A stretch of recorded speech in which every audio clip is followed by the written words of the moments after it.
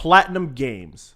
Man, do I love Platinum Games. Not only are they behind one of my favorite action series ever, Bayonetta, they have a pretty impressive track record. Games like Wonderful 101, Nier Automata. They also made one of the best Switch games you can ever play, Astral Chain. But since Platinum Games is still considered independent, they won't shy away from licensed projects for other companies. In the past, Platinum has worked with Activision to work on a few licensed titles. The Legend of Korra, which I've never watched or played myself. Transformers Devastation, which is essentially Bayonetta with Transformers. And now Ninja Turtles, Mutants in Manhattan. Yo, I remember when this game was first revealed, and man was I hyped. Not so much because of the IP, but more so the fact Platinum was behind another hack and slash style game. So here we are, and since we reviewed 4 different Turtle titles this week, why not add this one to the mix? Let's get into it.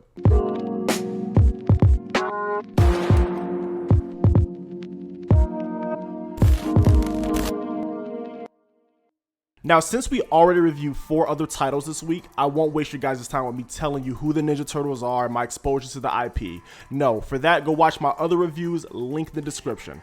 This game. Now, when this was first announced, I was super excited. After playing the amazing Transformers Devastation, review coming soon by the way, I could not wait to see Platinum's take on the Turtles. I mean, this was a golden IP for their style of development. High energy, over-the-top action, and pretty amazing presentation. But once the reviews started to surface, I was a little concerned, but I still purchased the game, and well, it's out of my backlog until this review. I maybe played an hour or 2 back then, but I did not put the game down pretty quickly. So now that I actually beat this title, let's talk about it. The story for this title can be summed up like every other piece of Ninja Turtles media we covered so far. Stop Shredder and Krang in the streets of Manhattan.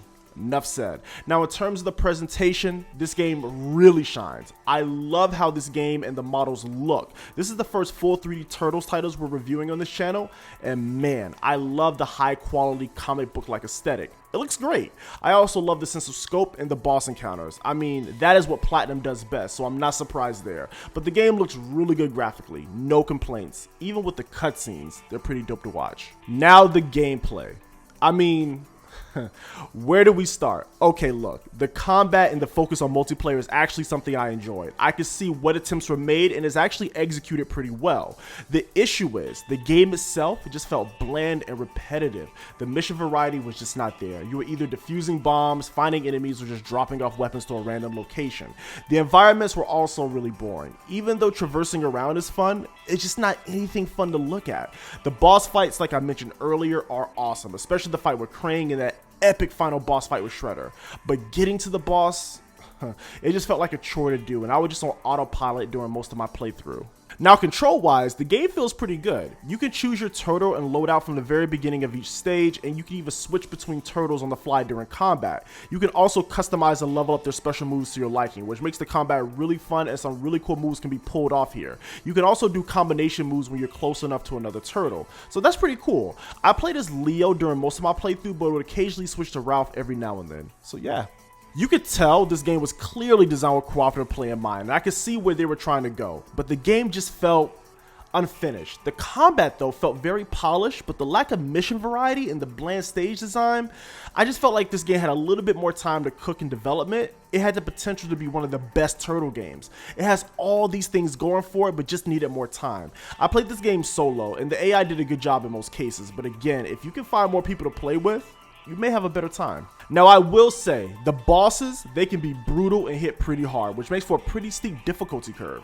Now, once you memorize the boss's patterns, you should be fine. The boss fights are the highlight for the game for me, honestly, and I think this game would have been better off as a standard hack and slash game. If they would have cut all the padding and the bland missions and just made this a 4-player hack and slash title, we would have had a pretty good time here. Overall, Mutants in Manhattan is a pretty bland game, and considering how hard it is to find this game nowadays, I can't recommend this over any other game we reviewed this week. It has a nice art style, and I really love the boss fights, but considering how bland the rest of the game is, I can't really recommend it. Even with the multiplayer, this game didn't have a huge player base when it came out, so don't even try to find an active online session now. Just don't bother. Anyway, I hope you guys enjoyed this mini Turtles marathon, and I will see you next time. Thank you for watching.